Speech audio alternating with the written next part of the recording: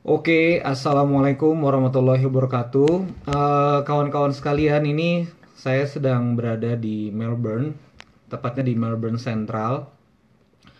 Ada kawan-kawan mahasiswa manajemen dari Monash University, jurusan manajemen yang bertanya kepada saya tentang bagaimana sebuah reward system secara grup dapat berdampak pada membaiknya hubungan individu atau interpersonal relation di dalam sebuah tim. Oh, ini connectionnya weak ya. Nggak apa-apa, kita lanjut aja. Um, kita pastikan koneksinya bagus dulu. Sebentar, saya cek dulu. Kawan-kawan yang nonton, bagus nggak ya suaranya di sini? Bisa komen nggak? Kalau misalnya nggak bagus, saya coba cari titik yang oke. Koneksinya sudah kembali membaik. Oke, gimana Bang Syahrial? Apakah koneksinya bagus? Kita sudah oke ya. Ada Firman juga, ada kawan-kawan juga nonton. Oke, saya lanjut. Oh, good. Oke, Hamka Yusuf, thank you.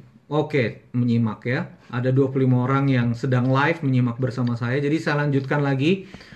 Jadi kawan-kawan Monash University ini lagi bertanya tentang bagaimana reward system secara grup di Kekebusana berdampak pada hubungan interpersonal. Jadi, saya ingin memberikan sebuah contoh kecil.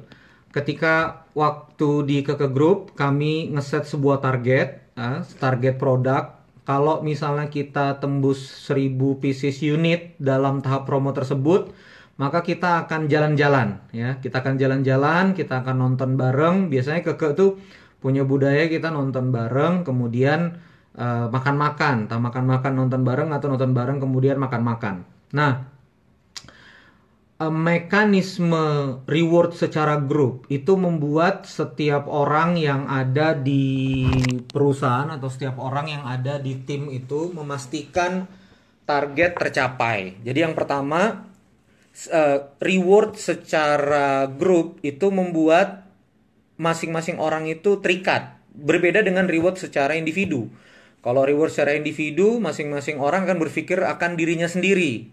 Nah, kalau misalnya secara grup, orang akan berpikir tentang kapasitas grupnya. Nah, berikutnya, setelah rewardnya itu terjadi, ya, setelah rewardnya itu oke, setelah rewardnya itu bisa diraih, maka masing-masing orang itu begitu rewardnya nonton bareng, ini dia yang jarang terbahas, bahwa ternyata banyak hal yang secara personal itu tidak keluar di jam kerja ya.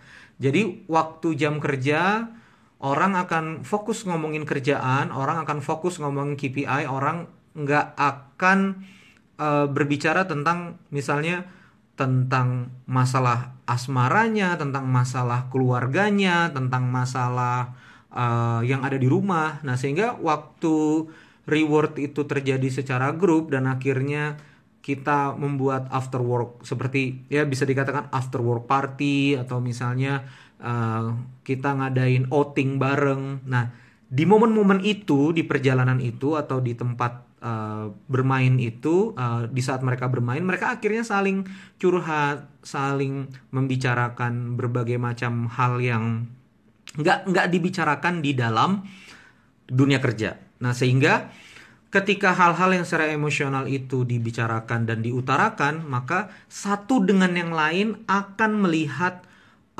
anggota timnya atau teman kerjanya benar-benar sebagai manusia seutuhnya gitu loh. Jadi teman kerjaku itu ternyata juga orang yang punya perasaan ya.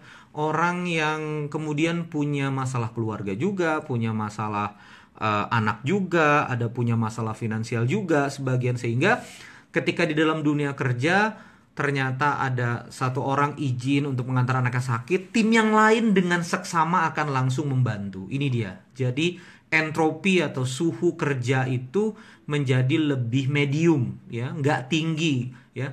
Konflik atau sikut-sikutannya nggak begitu keras terasa karena merasa bahwa temanku tuh emang punya masalah gitu, karena hubungan emosional batin antara satu orang dan orang yang lain itu eh,